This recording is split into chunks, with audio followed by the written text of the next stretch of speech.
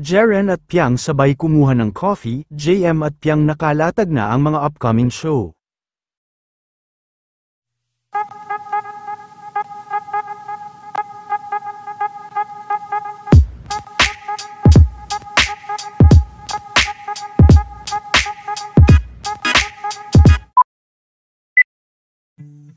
Ilang oras na nga buhat nang nakatapos sa kanilang performance ang Big Four ni Kuya, ay hanggang ngayon nga ay mainit na pinag-uusapan pa rin ang kanilang naging ganap kanina. Agaw pansin din ang mga behind the scene ganap nila Jaren at Piang, kung saan ay sabay din silang kumuha ng coffee kanina.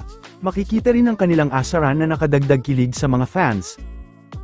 Dahil din sa marami ang natuwa at nakamiss sa kanila ay top trending na rin sa X sina Jaren at Piang.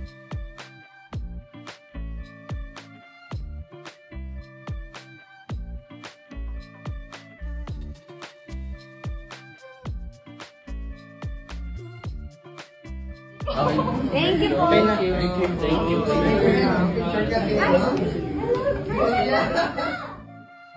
Usap-usapan naman ngayon si JM Ibarra dahil ayon sa mga unang impormasyon ay nasa ASAP studio na din ito ngayon.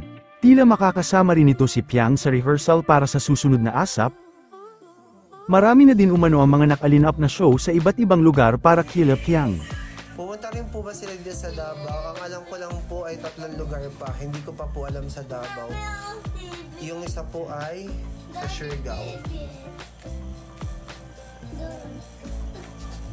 May schedule ba sila sa Davao? Wala pa po. Ang sabi daw sa Jensen, sa Zamboanga. Tapos, saan ba yung isa? Tapos, ang alam ko po, Siargao.